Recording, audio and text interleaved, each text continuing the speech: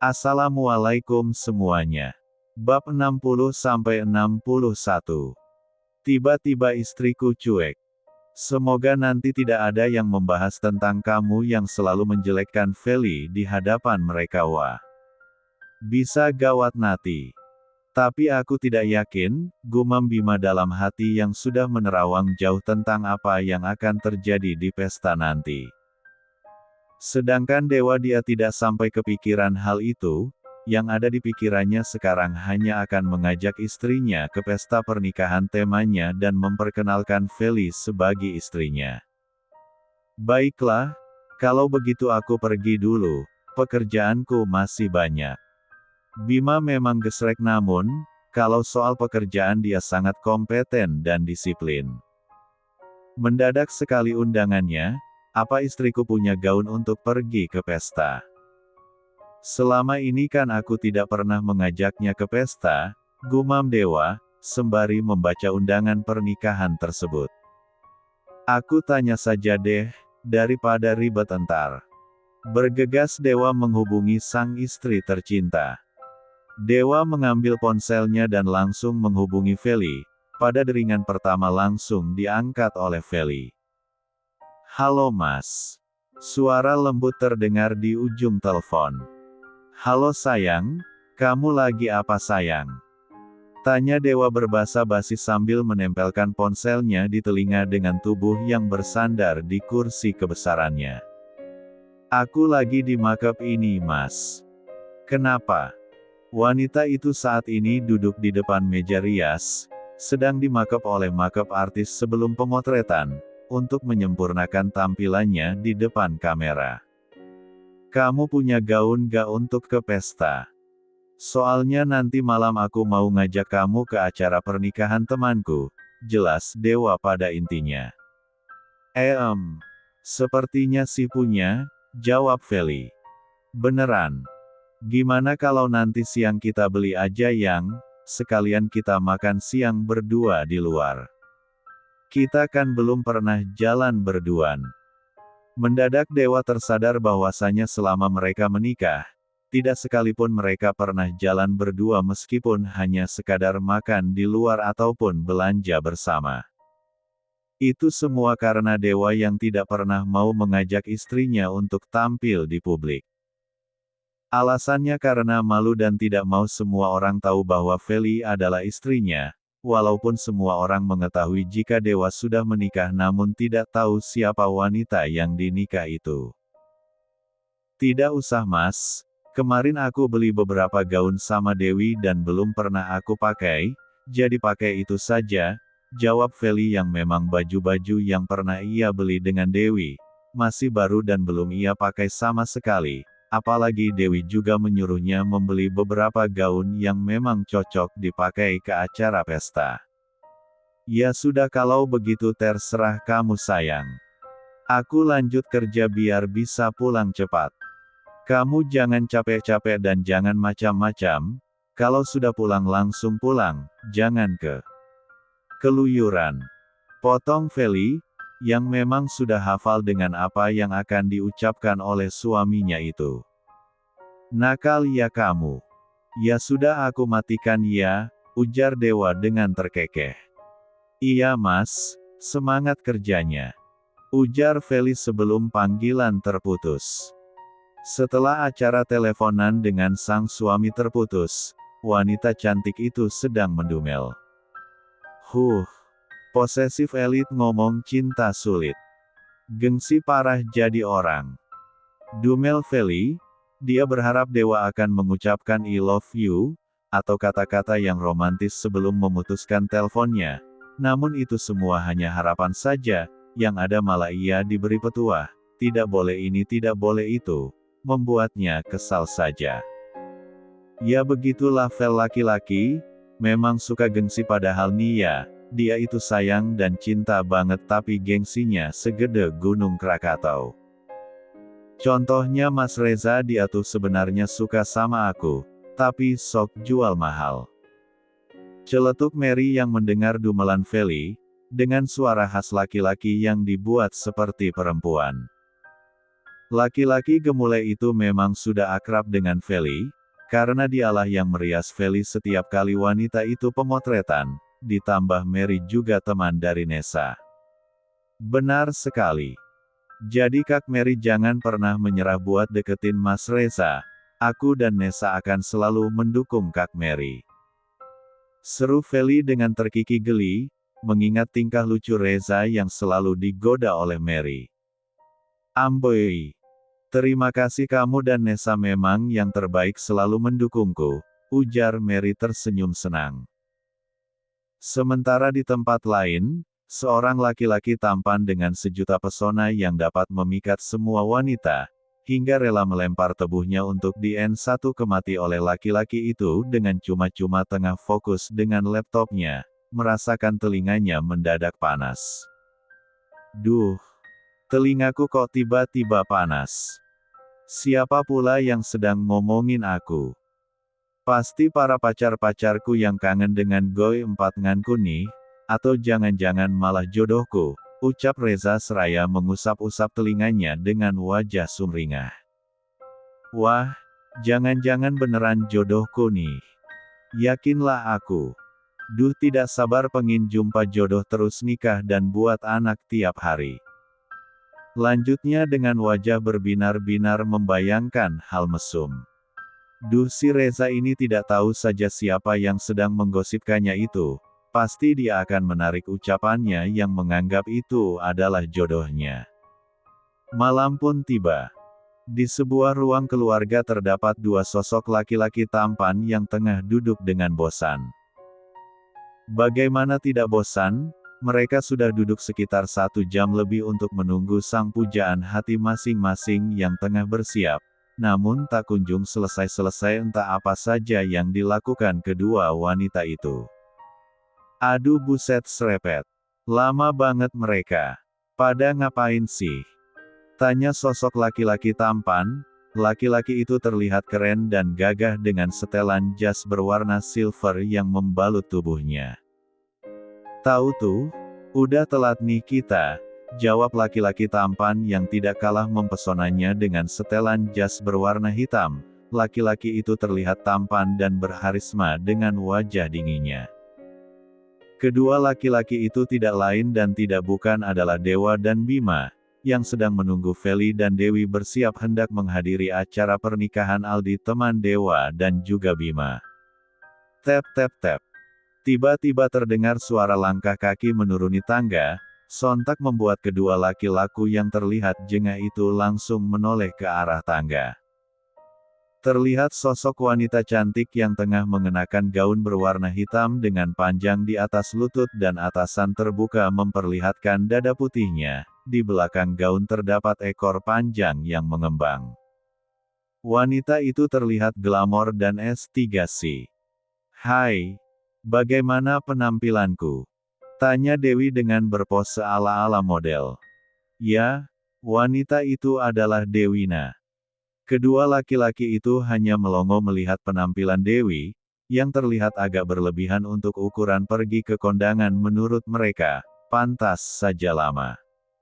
Sayang kamu pakai ini pergi ke kondangan. Tanya Bima ragu seraya menghampiri Dewi dan meneliti penampilan sang kekasih.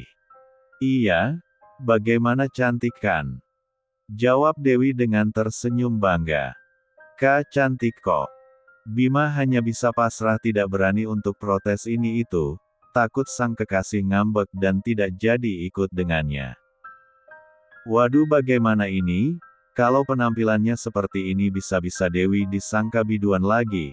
Alih-alih tamu undangan, gumam Bima dalam hati saat melihat penampilan cetar sang kekasih. Bab 61. Waduh bagaimana ini? Kalau penampilannya seperti ini bisa-bisa Dewi disangka biduan lagi. Alih-alih tamu undangan, gumam Bima dalam hati saat melihat penampilan cetar sang kekasih. Dewi penampilanmu itu sangat berlebihan sekali. Kita itu mau kondangan bukan mau menghadiri acara award ceremony.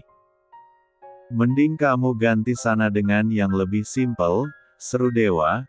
Menurutnya penampilan Dewi saat ini lebih cocok untuk menghadiri acara award daripada kondangan. melihat betapa hebohnya penampilan sang adik.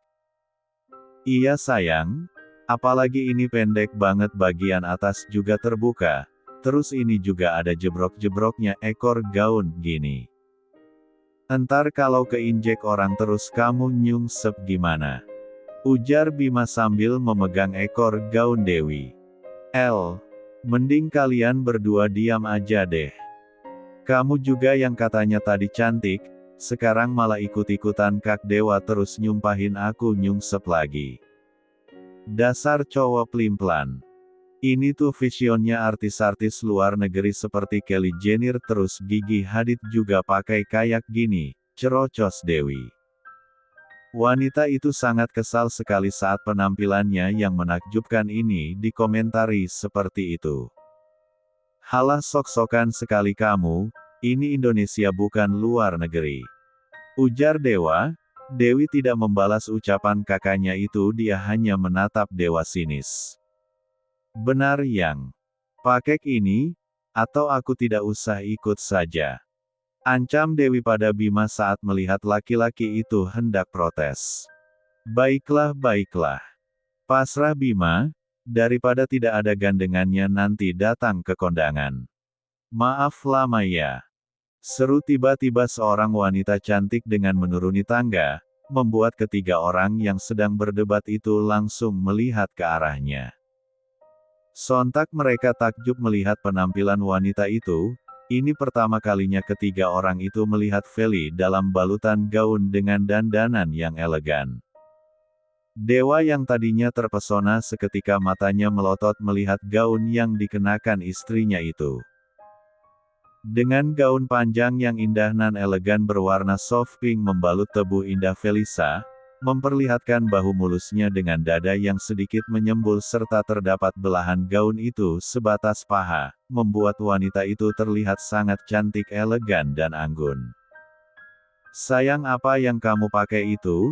Bima tutup, Bima langsung saja menutup matanya. Dengan gerakan cepat Dewa menghampiri istrinya dan merengkuh bahu mulus istrinya. Wow, amazing kau terlihat anggun Li dan berkelas sekali Kak. Ucap Dewi dengan takjub melihat penampilan kakak iparnya. Ah, terima kasih. Ini kan juga karena bantuanmu.